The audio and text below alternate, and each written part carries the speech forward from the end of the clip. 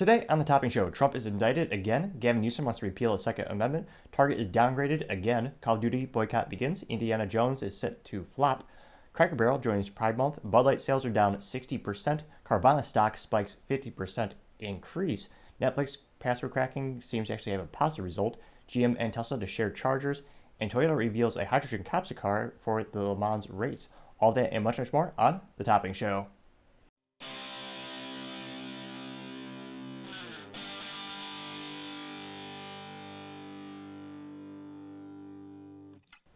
Thank you for taking the time to tune in today. Today's episode of Topping Show is sponsored by Topping Technologies. Topping Technologies is an IT value-added reseller and services company with a special proficiency in IT and security. Heck, I see their founder at least twice today. Gotta say he's quite handsome and brilliant. He's me, that's the joke. If you're an IT leader or business owner, reach the team at sales@toppingtechnologies.com. Now, going on to the business part of the podcast, you have Toyota revealing a hydrogen car concept for the Le Mans race, also known as the Le Mans 24 Hours or 24 Hours Lap Le Mans, in which the title, as you might suggest, you want your vehicle to be able to actually travel and operate for 24 hours, a huge engineering feat in and of itself. Now, Toyota's Gazoo racing unit unveiled their prototypes called the GR-H2 Racing Concept. Is going to be for the new Le Mans 24-hour races hydrogen car category. This will be a fascinating thing to do. Pretty much anything they can do to keep the internal combustion engine alive, I'm a fan of, just because those engines by nature are much more exhilarating. Now, Toyota doesn't say if they know when it'll actually be race ready to hit the track, but they say that this machine is for quote-unquote future competition, and they do have some experience with hydrogen cell prototypes in production. Specifically, they actually have their car, the hydrogen engine Corolla, in Japan's Super Toyota series since 2021. And its GR010 hybrid hypercar took the top 2 overall podium spots at last year's Le Mans.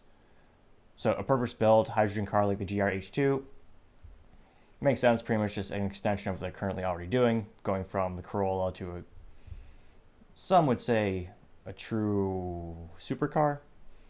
A little debatable. Now, other interesting automotive news, you have GM and Tesla agreeing to share EV chargers. Now, this will start in 2025 because GM has to retool, so it'll be 2025 onward, General Motors models, and they're going to utilize the Tesla EV chargers and the charging port. Very similar, if not exactly the carbon copy of probably the same contract that Tesla just signed with Ford last week. Now, this is an industry shift from the current industry standard CCS charging port in favor of Tesla's NACS, NACS.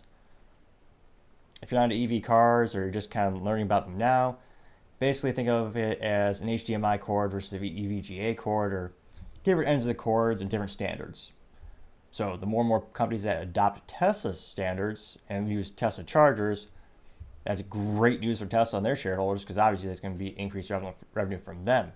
Now, it's estimated that the GM and Ford deals with Tesla could net Tesla as much as $3 billion by 2030 and $5.4 billion by 2032.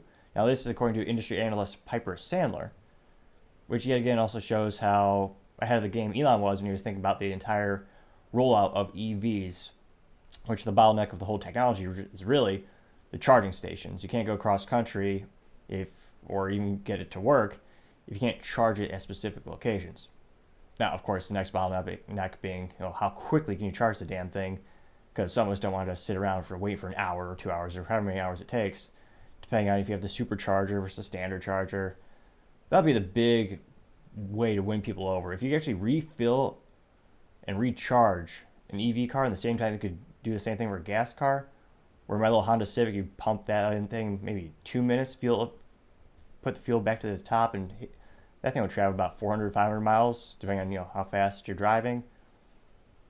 Again, with the current technology we have now, not really a possibility, but time shall tell. Now, going on to Netflix news, their password crackdown sharing is actually yielding some positive results for the company. So the company actually boasted that they had its best 4-day sign-up period for new subscribers since 2019, which is unprecedented how good that is. And again, this is a new policy in which if a person resides outside of the main account holder's home, they have to pay an additional $7.99 per month. So a lot of people are pushing back, saying everyone's going to increase the torrenting, just illegally downloading the movies and TV shows. And apparently, people are actually willing to pay for it, which I still find astounding. It's because on average, if you look at most businesses in every category in every industry, if you get something for free, it is extremely difficult to convince them to pay for it. That's one of the reasons YouTube Premium, or whatever they call their paid YouTube, is just, I know one person that actually pays for that, and I still make fun of them every once in a while, but anecdotally speaking, just from my life, talking to my peers and other folks, no one's buying YouTube Premium. Even if YouTube, and they are, putting 2 to 3 ads per video. Now, luckily for you, this channel is not monetized yet, so there's no ads except Typing Technologies. Great place if you need IT. But YouTube is increasing all of those ads, and they're actually blocking the ad blockers, which many people suspect that's why there's less views on YouTube these days, and they're going over to other platforms such as Rumble. But time shall tell to see if it's a good long-term path for Netflix, but it seems like Netflix is, once again, printing money, making their shareholders happy. The other fascinating business news, you have Carvana. Their stock spiked by 50% last Thursday. It's now back up to $24.43 per share. Now, it sounds good. However, keep in mind, the stock spiked at $370.10 per share. That was on August 9th, 2021.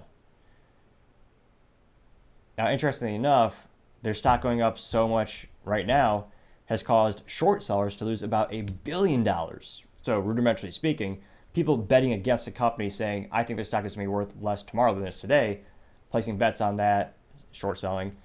And because it went up, all those people actually have to pay up on that bet, so to say. So it'll be interesting. A lot of people, it's a father-son company. They lost most of their fortune a little while back. Obviously, the stock peaked at $370 per share. It'll be interesting to see how long they can keep that idea alive. Anecdotally, I hear a lot of news articles, and I hear a lot of people talking about all the issues where it comes to getting delays, where you actually need to get the tags for the vehicles, and vehicles show up and they got more dents than you can possibly count. And of course, it's not really the only game in town, so I say a lot of other competitors are starting to come to the forefront with a similar service. So time should tell if they can keep being an industry leader, as some might say. Needless to say, it'll be interesting to see what happens to their stock. Now, going on to the culture part of the podcast, you have a boycott for Call of Duty coming to the forefront. Now, many people may not realize, but Activision is really a multi-billion-dollar juggernaut behind the making of Call of Duty. That being perhaps their most popular brand in the past 30-plus years. Activision has actually been around since Atari. And one of the best games of all time is a River Raid on Atari 2600. It's got a cool blue cartridge. Best couple bucks, I'm sure it's on eBay these days, but good two-dimensional graphics. Got a little airplane going down a river, shooting stuff, refueling, blowing stuff up. The good old days. But nevertheless, this all comes from a specific Call of Duty, I don't know what you call it. He's not a YouTuber, he's not into YouTube, but a Call of Duty player aficionado. He professionally plays Call of Duty, makes a living off. He actually has a package in the Call of Duty store where you can buy skins of his character and his guns. Skins being a term in video games where it's just the graphical design of the item. Now, this comes to a response of Call of Duty player called Nick Mercs, Nickmercs. He's a very popular player. And on Twitter, there's some folks talking about Pride Month and schools indoctrinating children with sexual themes, where there were videos on YouTube showing teachers talking about adult concepts and adult toys. And Nick, everyone was saying, hey, this happened in schools. And Nick simply said, quote, "They should leave little children alone. That's the real issue," unquote. Which, wind back the clock, 5-10 years? Or that would be a very uncontroversial statement. 20 years ago, it would have been unfathomable to even think you're teaching kids about sex at such a young age, as well as all these other themes. So, and for his great sin of simply saying you should leave kids alone, Activision Call of Duty just nuked him. So they removed all his stuff from the store, so he can no longer make his living selling the merchandise from the Call of Duty digital storefront. They removed him from the game as well. And now, of course, because it's on the Twitter, thankfully a little faith in humanity is restored. They are getting ratioed quite bad.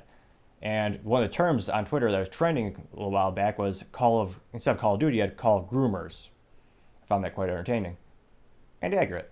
Now, Call of Duty had a real recent post where they said, hey, here's a pre-sale of this game, which is one of the dumbest. From a consumer perspective, there's really no limit these days. And I think South Park said it best when they were talking about the Xbox or PlayStation. They had a pre-order, and one of the platforms would say, oh yeah, if you pre-order the system, you get a pre-order this game. And Cartman eloquently said, hey, a pre-order is just a promise for something some assholes in California didn't design yet. Which is true. And nowadays, it's all digital. A pre-order doesn't get you dick. Like, there's no limitation with these platforms when they release a system. It's basically just, again, it's usually hosted on AWS, Amazon Web Services, so it's on someone else's computer being stored and run. It's not like you're going to get a cartridge or a disc in most of these cases anyway. So there's not really that physical limitation. So a pre-order, in my opinion, is the dumbest waste of money you could possibly do for a video game. I understand some things might be different. If you want to get a Porsche 911 GT3 RS, some beautiful feat of German engineering, as long as you get in a stick shift as intended, that makes more sense. It's much more limited, obviously because it's a physical product. But nevertheless, Call of Duty said, hey, here's a new game you could piss away your money, or I mean, you can pre-order this important piece of technology you definitely need in your life. And their little tweet of the pre-order got 75 likes, which again is basically nothing for enterprise or a business account or even an account in general. Granted, it's way more better than likes I've gotten thus far at Nick Topping, NIC, if you want to see my Twitter. Now, they got 75 likes. And the Quartering, a very famous YouTuber, he said, okay, groomers, his response. Now, his response got 836 hearts and 8 retweets. Now, other Twitters responding to the original Call of Duty post said, Call pedos, modern groomers. That got 508 hearts and 7,320 views. Now, as a youth might say, they are getting ratioed like no other. And many people are saying they're actually uninstalling Call of Duty from their Xboxes or PlayStations, whatever platform they have, which is a good form of protest, I suppose, but it's not going to hurt. Unless you're doing everyday microtransactions, really isn't going to hurt Activision too much, unless they brag publicly or tell their shareholders, hey, we have this many active users, similar to a social media company, then maybe. But there certainly isn't the publicity that Activision needs, considering Activision Blizzard is trying to merge with Microsoft to make to bolster their video game offerings, and they have governments around the globe saying, hey, we don't like this, we were concerned about antitrust, and consumers also concerned about it as well. They don't need negative press, but they seem to enjoy it. Just kind of thought, hey, let's shoot ourselves in the foot. And many more people are starting to join this protest, and many other top Twitch streamers at a very popular platform for video game, I guess you call them performers or professional video gamers, they're joining this boycott as well. Because again, it's very, in my opinion, a very uncontroversial statement, just saying, leave the kids alone. Because again, there's a time and place for everything. I actually don't think public schools should be in the business of sex ed, all orientations. There's very few things I actually think public schools should do. But you're seeing this more and more and more, and I think some folks have finally decided they've had enough. Thank you everyone for taking the time to tune in today. Cannot thank you enough for liking, subscribing, commenting. All the feedback is greatly appreciated. Also, don't forget to tell your family, tell your friends, tell your coworkers, heck, tell your enemies, tell anyone and everyone. Just stay safe and fight the good fight.